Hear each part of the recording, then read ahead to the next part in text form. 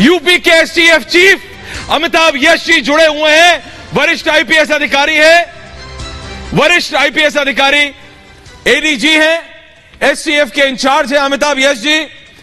उत्तर प्रदेश के मुख्यमंत्री योगी आदित्यनाथ ने बाबा ने कहा था कि माफिया को मिट्टी में मिला दूंगा, और आज जब एसटीएफ की टीम ने एक नहीं दो कुख्यात गैंगस्टर्स, गुंडे, जो शब्द कहा जाए कम है ऐसे लोगों के लिए, उनको मिटा दिया, तो प्रदेश की जनता और देश की जनता जानना चाहती है आपसे, क्योंकि अब सब कुछ ऑफिशियल हो चुका है। सुबह जब आपकी हमारी बात हुई तो आपने कहा ऐश्वर्या इतना ही बता सकता हूं, I can only tell you very limited.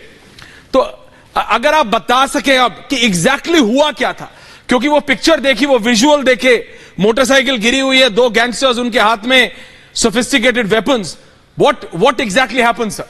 Amitabh Yash जी।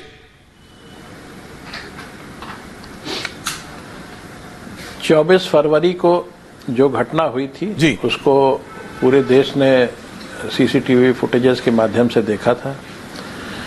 एक गवाह जिसको सरकारी सुरक्षा दी गई थी, 2 पुलिसकर्मी उसकी सुरक्षा के लिए विद सोफिस्टिकेटेड वेपन्स लगाए गए थे, उसकी हत्या हुई। साथ में ही 2 पुलिसकर्मियों की भी हत्या हो गई, और इसको दिन दहाड़े अंजाम दिया गया, बहुत ही सुनियोजित तरीके से। बम फेंके गए, सोफिस्टिकेटेड वेपन्स का इस्तेमाल हुआ।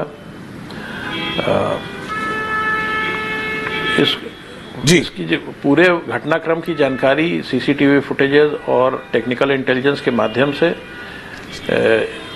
पुलिस को, एसटीएफ को हो गई थी। और इसमें जो 5 मुख्य शूटर थे उसमें गुलाम और असद भी थे। असद अतीक अहमद का बेटा है, जो प्रयागराज का कुख्यात गैंगस्टर है। 100 से ज़्यादा मुकदमे हैं,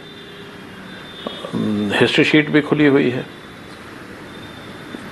ये जो घटना थी वो पूरे क्रिमिनल जस्टिस सिस्टम के बेस पर प्रहार था, क्योंकि अगर इस प्रकार से कोई भी गवाह मार दिया जाएगा जिसे पुलिस सिक्योरिटी मिली हुई है, तो उसके खौफ से आगे कोई भी गवाही देने के लिए नहीं जाएगा, किसी भी क्रिमिनल को सजा नहीं हो पाएगी। ये बहुत आवश्यक था कि सुरक्षा तंत्र में, कानून व्यवस्था तंत्र में और क्रिमिनल जस्टिस सिस्टम में पुनः वैसा ही विश्वास लोगों का जगाने के लिए इस गैंग को जल्दी से जल्दी कानून के दायरे में लाया जाए। और इसलिए लगातार पिछले 1.5 महीने से एसटीएफ अथक प्रयास कर रही थी, अपने पूरे रिसोर्सेज लगा रखे थे, अपना पूरा मैन पावर लगा रखा था। कई जगह जी हम अनलकी रहे। मेरठ में हमने गुड्डू मुस्लिम को 5 मिनट से मिस किया जब वो अखलाक के घर से निकला, और अखलाक मैं बता दूं कि अतीक के भनोई हैं। वहीं सीसीटीवी फुटेजेस के माध्यम से ये एस्टैब्लिश हुआ कि गुड्डू मुस्लिम वहाँ आया था। उसके बाद भी हम लोगों ने उसको कई जगह ट्रैक करने की कोशिश की, ट्रैक्स भी मिले, लेकिन उसको गिरफ्तार नहीं कर पाए। ये असद और गुलाम ये लगातार साथ साथ चल रहे थे। दिल्ली मेरठ पहुँचे, वहाँ से दिल्ली गए। दिल्ली में अनफॉर्चुनेटली हम इन्हें मिस कर गए, लेकिन वो लोग मिले जिन्होंने शेल्टर दिया था, उनसे महत्वपूर्ण जानकारियाँ मिली। ये भी जानकारी मिली कि इनके पास सोफिस्टिकेटेड वेपन्स है। वहाँ से इनका एक अन्य प्रदेश जाना प्रकाश में आया। दोबारा हमें असफलता हाथ लगी, लेकिन आज सुबह एसटीएफ की टीम सफल हो गई, क्योंकि हम अथक प्रयास लगातार कर रहे थे। Finally their luck had to run out and it did.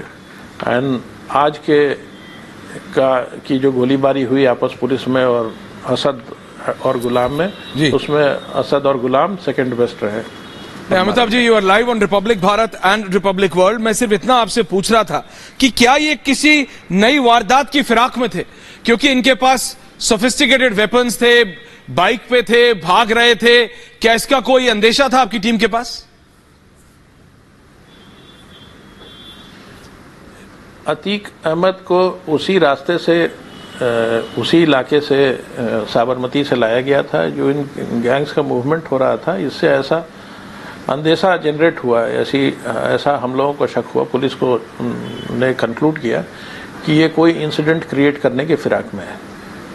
नहीं, आप क्या आप ये इंडिकेट कर रहे हैं अमिताभ जी? बारे में बहुत क्लैरिटी नहीं है, लेकिन राइट, नहीं, बट आर यू इंडिकेटिंग, क्या आप ये इंडिकेट कर रहे हैं कि ये अतीक को छुड़ाने की कोशिश में लगे थे, इस चीज का एक अंदेशा है? There is a question mark, but ये कर सकते थे? ये इंसिडेंट्स को क्रिएट करने के कई मकसद हो सकते हैं। पुनः इनका खौफ क्रिएट करना, या इन्वेस्टिगेटिंग एजेंसीज को बैकफुट पे लाना, कोर्ट पर यह दबाव बना देना कि इनकी जान खतरे में है, इनको पुलिस कस्टडी रिमांड पे ना दिया जाए, इनके खिलाफ इन्वेस्टिगेशन सही तरीके से ना हो पाए, ये कोर्ट से एविडेंसेस ना होने के कारण छूट जाए। ये सब इन गैंग्स के पुराने तरीके रहे हैं। इंसिडेंट्स क्रिएट करना इनका पुराना तरीका रहा है। यहाँ तक कि ऐसे इंसिडेंट्स इन गैंग्स ने क्रिएट किए हैं जबकि अपने ही साथियों को मरवा करके दूसरे पक्षों पर आरोप लगाया गया है। अच्छा, तो we know the entire ambit of things that they are capable of. और I am sure you know. और मेरा ये आखिरी सवाल आपसे, as a senior serving IPS officer, Uttar Pradesh एक ऐसा समय था जब उत्तर प्रदेश की यही पुलिस थी और इसी पुलिस को ऐसे गैंगस्टर्स को एस्कॉर्ट करना पड़ता था, ऐसे गैंगस्टर्स के लिए रूट तक लगाना पड़ता था, ऐसे गैंगस्टर्स पुलिस स्टेशन पे कब्जा कर लेते थे। एंड आज जब ये यूपी पुलिस ऐसे गैंगस्टर्स को वहीं पे जो उनका रियल अंजाम होना चाहिए वो करती है और पहले ऑप्शन देती है सरेंडर करने का, और अगर सरेंडर नहीं करोगे देन एक्शन विल फॉलो, तो इसका मतलब यूपी पुलिस की क्षमता पे कोई सवाल नहीं है। द सवाल is on the direction you get, the orders you get. देखिए, पुलिस का जो कार्य है उसमें पायलटिंग और पोस्टमार्टम दोनों शामिल हैं जी।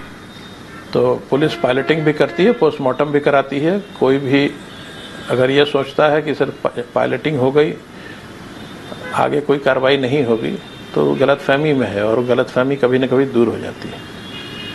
जी, लेकिन अभी भी कई और ऐसे गैंगस्टर्स हैं, कई और ऐसे लोग हैं जो अभी भी छुपे हुए हैं आपके हाथों से, एसटीएफ की टीम से, उत्तर प्रदेश की पुलिस से। उनको ढूंढने के लिए अभी ऑपरेशन जारी रहेगा अमिताभ यश जी? जी हाँ, ऑपरेशन लगातार जारी है और हमारी अभी भी बहुत सारी टीम्स हैं जो इंफॉर्मेशन पर लगातार कर रही हैं, और जैसे ही सफलता मिलेगी, जो भी सफलता मिलेगी वहाँ हम आपको अवगत कराते रहेंगे। जी, जैसे क्योंकि आपने बताया कि गुड्डू मुस्लिम को भी घेरे होने की खबर सामने आई थी दिन में, अगर वो भी सरेंडर नहीं करेगा तो फिर अमिताभ जी? उस खबर में बहुत ज्यादा सच्चाई नहीं थी। ओके, वो एक अफवाह थी और उस अफवाह के साथ एक फेक फोटोग्राफ भी सर्कुलेट था। Thank you for clarifying. हर अपराधी के पीछे हम लगातार लगे हुए हैं और जैसे ही सफलता मिलेगी आपको अवगत कराएंगे। बिल्कुल, धन्यवाद। तो ये थे उत्तर प्रदेश एसटीएफ के चीफ एडीजी अमिताभ यश जी, वरिष्ठ IPS officer. Thank you so much for speaking with Republic. और अब हम सीधा चल रहे हैं पूछता भारत की ओर। और जैसा कि मैं लगातार कह रहा हूं, देखिए, बाबा ने कहा था मिट्टी में मिला दूंगा तो मिट्टी में मिला दिया।